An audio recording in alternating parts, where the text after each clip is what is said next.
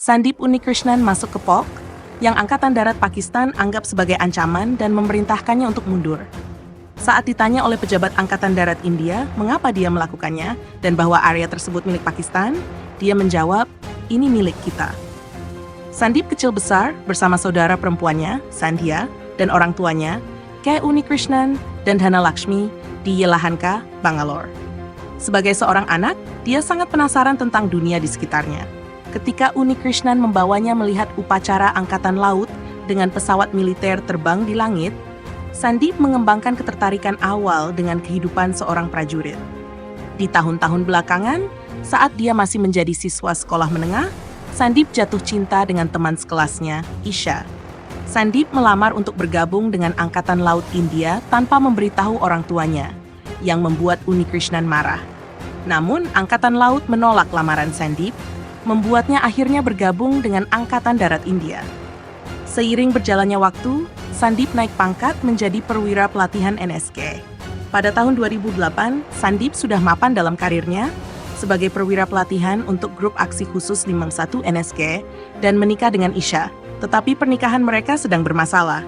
Sandip meminta cuti untuk mencoba menyelamatkan pernikahannya. Namun, pada hari yang sama dengan cuti Sandip, teroris Pakistan tiba di Mumbai dengan perahu dan mereka mulai mengatur serangan mematikan di kota itu. Kerumunan dengan putus asa mulai menuju Hotel Taj untuk mencari perlindungan. Tetapi para teroris juga masuk ke hotel dan mulai menembaki staf dan tamu secara spontan. Polisi setempat dipanggil ke lokasi itu, tetapi mereka tidak dilengkapi dengan baik untuk menghadapi ancaman itu.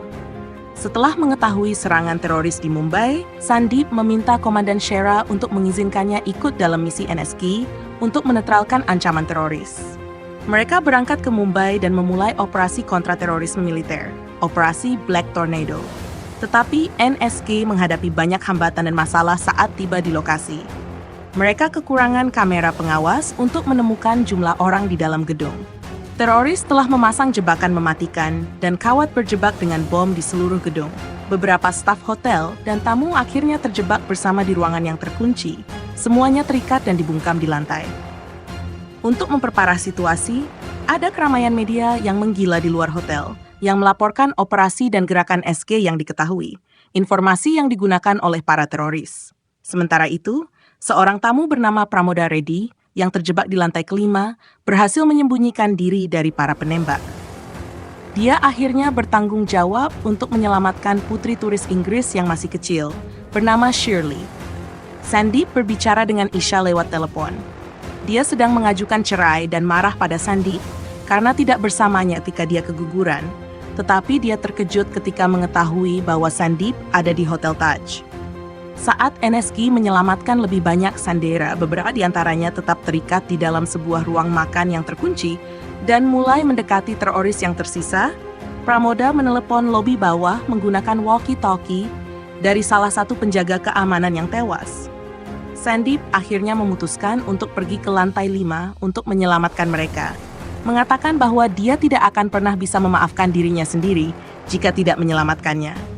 Rekan-rekannya kemudian menggunakan gas air mata dan Sandip berlomba naik ke lantai 5. Dia akhirnya menyelamatkan Pramoda dan Shirley, dan dengan pahlawan membunuh hampir semua teroris sendirian, tetapi ditembak dan ditusuk beberapa kali dalam prosesnya.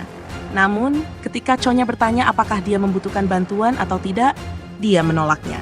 Kata-katanya terakhir adalah, "Jangan datang ke atas, saya akan menanganinya."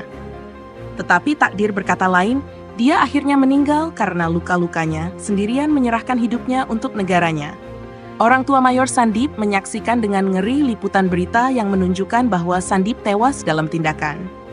Mereka telah mengira bahwa karena Sandip adalah seorang perwira pelatihan, dia tidak terlibat dalam misi penyelamatan di Hotel Taj.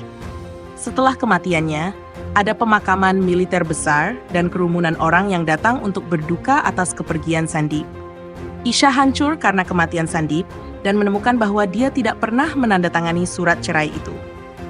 Kemudian, sebuah upacara peringatan 10 tahun pada tahun 2012 untuk menghormati korban yang tewas selama serangan diadakan di Hotel Taj.